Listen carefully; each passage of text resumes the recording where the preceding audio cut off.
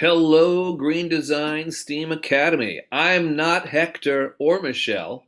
I'm Dr. Lupakis, a special guest host today.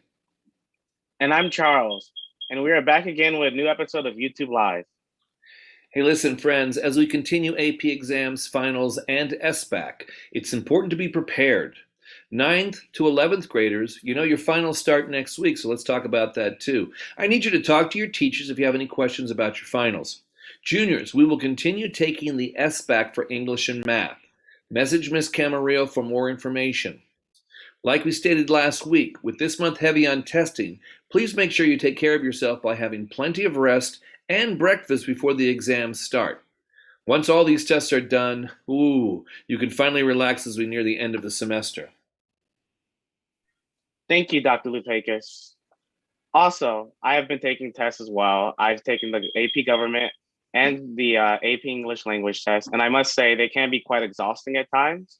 The 3 hours length with the short break in between doesn't always, satisfy you, but it's important to stay on top of your game and stay attentive and be sure to check in time. 2 weeks ago, we had Mr. Sanders guest star to talk about Link Crew. However, due to technical issues, his time was cut short to talk about the Link Crew. Here we have Mr. Sanders to update us about Link Crew. Mr. Sanders? Yeah. Thank you, Mr. Sanders. Would you go ahead and give us some background on Link Crew and that you're really heavily recruiting, I guess, rising 11th and 12th graders? Yes, hi, thank you. So when I was in here before, about 2 weeks ago, we showed videos about Link Crew, but I didn't get a chance to kind of explain more about it. And so if you think about a big brother, big sister program, a mentoring, teaching some of the stuff that's outside of the curriculum, right? So we're not talking about content in your academic classes, but we're talking about critical life skills that you've learned now here in school or have already learned, right? So we're talking about critical thinking, time management, dealing with adversity, being able to communicate effectively, and not just part of communicating effectively is listening, right? Those sort of things, and working well with others. So when I was young, I played sports and I was introduced to these type of life skills and have developed those skills throughout my life and throughout my career. And these are things that I think will be useful, I know will be useful long term. So we're looking for rising juniors and seniors, 10th, 11th graders now, to be a part of Link Crew to help the incoming freshmen deal with those sort of things. And we want to thank you for those who've already contacted me. I've got a handful so far, but I'm looking to recruit more so that we can get this program developed and going by the time school starts in August. And so just so you know, you would, if you come on board with us, you would have to be here the week before school starts for 2 days. And that's Monday, August 9th from 8 to 12. And that's when you'll be trained to help with the exercises and talking and mentoring these ninth graders. And then on Tuesday, August 10th, is ninth grade orientation. And so from 8 to 12, we'll be involved with meeting, working with the ninth graders, showing them the school, showing them the campus, that sort of things, and getting them implemented.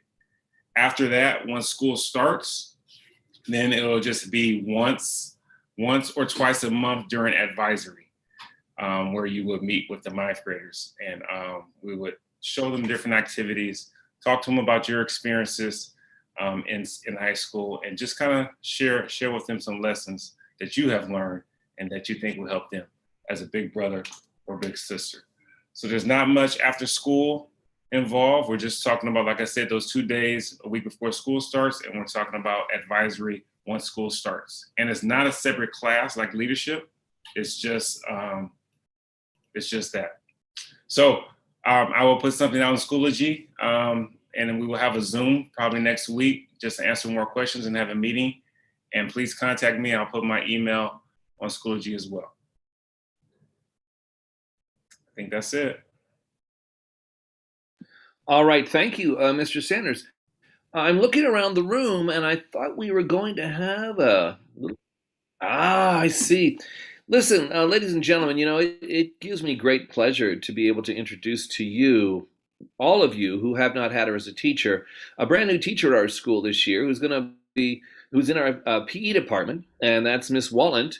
And so Mr. Sanders is going to stay on the line, and we're going to have a sort of a moderated chat here about Miss Wallant and how her first year has fared and what she thinks about the difference between well, she won't say anything bad, but green design students versus Fremont students. I'm just going to put out there, okay? So, Miss Wallet, welcome. Would you like to say a few words? So first, I'd like to thank Mr. Sanders for his awesome words about me 2 weeks ago. I appreciate that. Thanks, Sanders.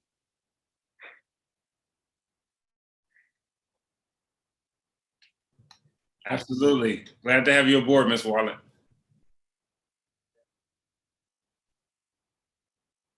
Sorry, I actually thought I unmuted. Actually, I'm a ventriloquist. My lips were moving and Mr. Sanders was speaking, so that's ventriloquism.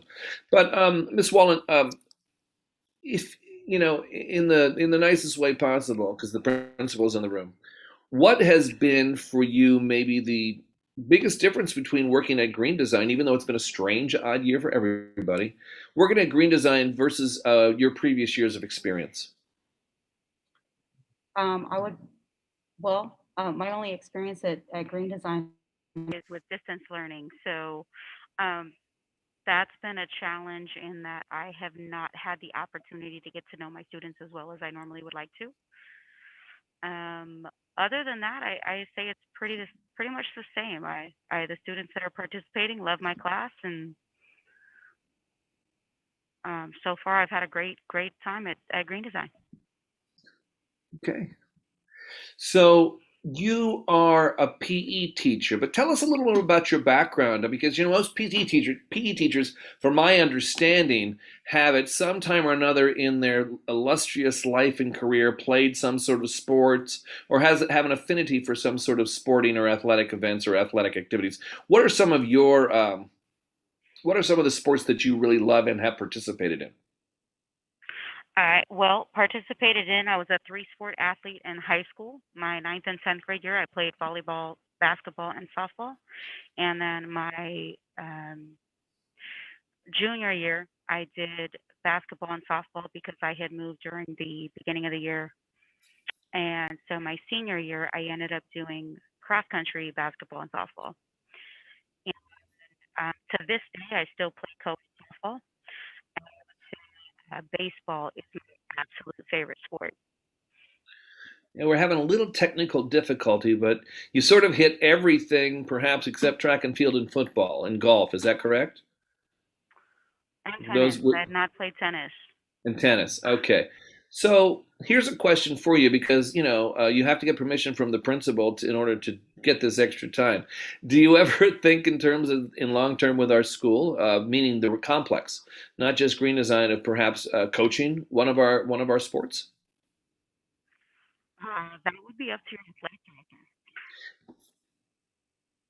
director. Can't really hear. It's a good answer because it sounded like you said something and nothing at the same time, which is a very nice vague answer for me. It would be up to whom, you said? It was up to somebody. It'd be up to the athletic director. Yeah, absolutely. And you know what? I will be honest. I've been at Diego Rivera since it opened. So is Mr. Sanders, by the way, since we opened in 2011. And I've actually been the principal over the AP over athletics for about 7 or 8 of those years. So we're always keeping our eyes open for quality coaches, always. So if you have a desire, if that's something you want to do, all you have to do is put your hat in the ring. Let us know what sports you'd be interested in, and we'll look at what our availability and openings are. If that's okay with you. Okay. I think Miss Conti's already You know what? And she hasn't shared that yet with me in terms of specific sports and stuff like that. She's shared other things with me. When you're not at work, because I don't think anybody needs to work 24/7. When you're not at work, what do you do for fun? we used to be a very avid hiker. A hiker? Okay. Yeah, unfortunately, I have very small legs, so it's kind of hard to I don't think it's the mask, Miss Walland. I don't think it's the mask. I think we have a bad audio connection. The last thing we got is Hiker. You are actually saying volumes. We can see that, but we're having a hard time hearing that. And you know what? We'll try to get back to you at some other time. I looked at my clock, and my producer says that we're running a little short of time. I do want to thank you for meeting with us today, but I also want to thank you for coming to us and saying, this is a place I want to work. This is a school I want to be in. We've really appreciated all your efforts this year, and we look forward to next year when we're actually going to have live classes, okay? So that's going to be awfully fun, too. Thank you very much, Ms. Walland. I'm going to turn this back. I think it's, who speaks next? Me still, Charles? Or you? Okay. Because, I'm really not me. I'm really, right now I'm Hector, okay? I should put a baseball. Here we go. Ready? Okay. Okay, I'm Hector. Okay. So, first of all, we want to thank everybody and thank Ms. Wallen and Mr. Sanders for being here. Last week, the seniors had a meeting in Zoom, and we wanted to inform you and your parents about graduation. And we thank all who attended. In addition, we're going to have, on June 4th is going to be the day to pick up things. Now, it was originally called the turn-in day, but it's the day to pick up things. So here's what's going to happen. The first thing you need to do is get qualified by Mr. Leon that you have your credits ready to graduate. Once we get that information from you, you're going to get a few signatures, all happening at the 61st Street gate, just like we did when we always had that closed. Then you're going to get your cap and gown, you're going to get your swag, you're going to get your tickets, and you're going to get the rehearsal schedule for Tuesday. You're also going to get a map that's going to show the layout for the friends too that you can invite to the event. You're also going to get information regarding when what date your COVID test has to be done on or after. Your COVID test will have to be done on June 2nd or after, okay? And I do want to say, and I was looking for it, but my understanding is that Bethune Middle School on the 5th and the 6th, the Saturday and the Sunday, they're opening up for appointments for graduates, 12th graders and 8th graders only, okay? And I believe family members as well, because everybody who's going to be part of the event has to have a negative COVID test, okay? Now, someone did ask me, will that negative COVID test, for those of you who are not on campus, carry me through June 11th when we are turning in our technology? We are covering all our debts, including textbooks and things of that nature. Yes, it will. The Department of Health's requirement is that you have a test 7 days before the event. So that's the June 2nd date, but that June 2nd test or after will carry you through the 11th, so we can clear that up. Now remember, credits completed qualifies you for graduation, okay? What you're going to have to clear up is any outstanding attendance, your textbooks, your technology, which will happen on June probably 9th, 10th, and 11th, those days after. We can spread that out because that will take longer. You will do this by appointment, however. You will have to go online at on our website, and there's a special appointment blocks set up for seniors only for that Friday, June 4th. If you don't make June 4th, you will make June 7th. For some of you who are chasing credits, and some of you are still chasing credits, and we want everybody to walk the stage or walk the graduation. We have, based upon some restrictions, you're not actually going to be up on the portable stage, but you will be above people so people can see you.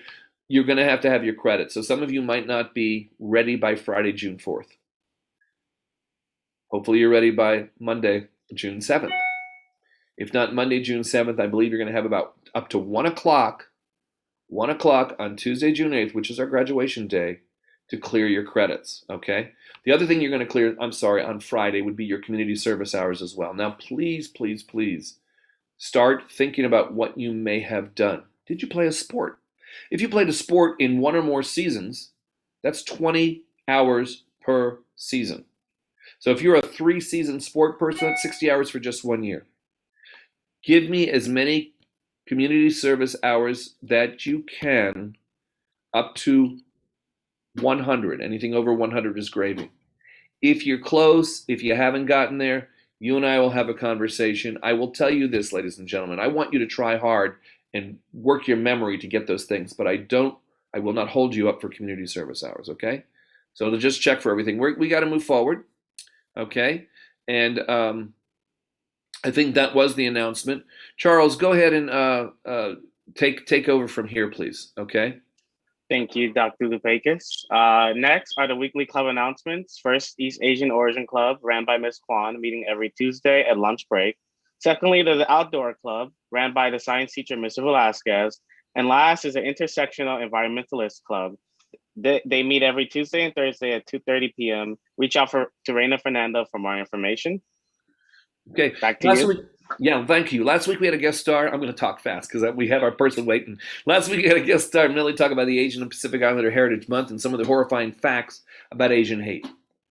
Those facts and that hate is persisting because of how someone described this coronavirus and the pandemic we're in. If you feel you need to talk to someone about what's happening in the community, if you feel the stressors of it all, please contact Ms. Diop. Oh, speaking of. Speaking of Ms. Diop, did you also know that this month is also Mental Health Awareness Month? As the month of May is about to end, we have Ms. Diop here to talk about mental health. Hi, Charles. Thank you. Thank you, Dr. Lupakis. Yes, like Dr. Lupakis said, if you need somebody to talk to, please reach out to me. You can reach out to me through Schoology. And what Charles said, yes, it is Mental Health Awareness Month. So I just wanted to kind of let you guys know that I'm here if you need to talk. I'm doing focus in a lot of you guys' classrooms for the 9th graders, so you guys already know a lot of interesting facts about mental health. But yes, 1 in 5 children, the ages of 13 through 18 will be diagnosed with a mental health illness. So that's, really high. And, some people feel like they can't talk to anyone. I'm here if you need to talk to someone. And on our website, school website, as well as on our school Instagram and on LAUSD, there are numbers for our mental health hotline that you guys can utilize. So please utilize that because mental health resources are really expensive, but LAUSD does a great job of getting it to you guys. So please, please, please tap into those resources. Thank you. Thank you, Ms. Diop. As you heard, your mental health is really important. Please don't be afraid to reach out to Ms. Diop if you have any questions or needs on mental health. Thank you, Dr. Lupakis. Just a reminder that this Monday, May 31st, we will have no school in honor of Memorial Day. Classes resume Tuesday, June 1st. In addition, the 175th day of school is approaching. No more than 7 full absences for the 150th day of school, which is on Friday, June 4th for excellent attendance. The end of the school year countdown begins. We only have 10 more school days left. Every day counts and make sure you attend every day. Summer is just around the corner. Hang in there. Contact Ms. Madrano for more information about your attendance. Now, passing it back to Dr. Lupakis.